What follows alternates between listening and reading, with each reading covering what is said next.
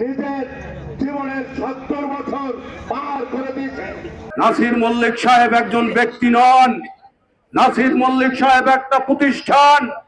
সে দীর্ঘ 40 বছর পিরোজপুর জেলা বিএনপি এবং উপজেলা বিএনপির ঝান্ডা উড়িয়েছেন। বন্ধুগণ, আমি কখনো দেখিনি। সে আপনারা জানেন, সে বাংলাদেশের সর্বোচ্চ বিদ্যাপীঠ ঢাকা বিশ্ববিদ্যালয়ের ছাত্র। আপনাদের এই শঙ্কর পাশা ইউনিয়নের সেই 1980 সালে চেয়ারম্যানই করেছেন। আমি আজ দীর্ঘদিন তার সহপাঠী হিসাবে, তার আমার রাজনৈতিক শিক্ষা গুরু হিসাবে তার সাথে রাজনীতি করেছি।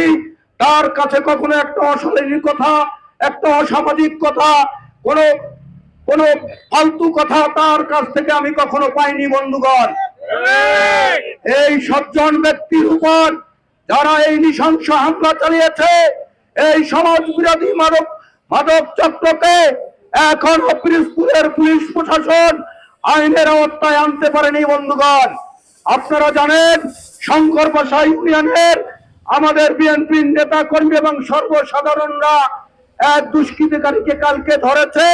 সে সহ মাত্র 2 জন গ্রেপ্তার। আমি পুলিশ সুপারের দৃষ্টি আকর্ষণ করছি, আপনি এই ছোট এই ব্যাপার নিয়ে হেলাফেলা করবেন না। আগামী 2 দিনের ভিতর সমস্ত সন্ত্রাসীদেরকে যদি আইনের আওতার ভিতর না আনেন, এই পিরোজপুর শহরে কিন্তু আমরা দুর্বার আন্দোলন করে তুলব। বন্ধুগণ, আপনারা জানেন, আমাদের দীর্ঘদিনের 17 বছরের রাজনৈতিক ফসল কিন্তু এই তারেক রহমানের সরকার। এই তারেক রহমানের সরকারের জন্য আমরা প্রতিটা লোক 17 বছর আন্দোলন সংগ্রাম করেছি।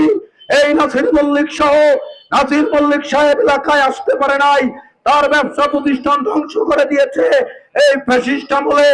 আজকে যদি এই বিএনপি নির্বাচিত হওয়ার পর 12 তারিখে নির্বাচন হয়ে বিএনপি জয়লাভ করছেন নিরঙ্কুশভাবে, যদি 15 তারিখে নাসির মল্লিকের উপর মানব বিরোধী চক্র, সন্ত্রাসী চক্র যদি হামলা করে, আজকে আপনারা প্রশাসন আঙ্গুল মুখে দিয়ে হাঁটবেন, এই জিনিস কিন্তু পিরোজপুরের বিএনপি মেনে নেবে না। আপনাদেরকে আমি বলতেছি, এই মানববন্ধনে দাঁড়িয়ে আবারও বলি, আগামী 2 দিনের ভিতর 48 ঘন্টার ভিতর শেষ সন্ত্রাসীটিকে যদি আপনারা আইনের আওতার ভিতর না আনেন, তাহলে কিন্তু আমরা বাধ্য হব পিরোজপুরকে অচল করে দিতে। বন্ধুগণ, আমাদের বাক রুদ্ধ হয়ে যাচ্ছে। যে ঘটনার জন্য আজকে আমরা দাঁড়িয়েছি, আমাদের এই ঘটনা প্রকাশ করতেও আমরা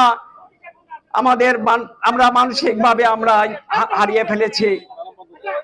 আজকে যে মানুষটির জন্য আমরা এখানে দাঁড়িয়েছি, সে মানুষটি আমাদের এই শঙ্কর পাশা ইউনিয়নের শুধু নয়, এই থানা বিএনপির শুধু নয়, তিনি আমাদের এই জেলা বিএনপির অত্যন্ত হৃদয়ের একজন মানুষ।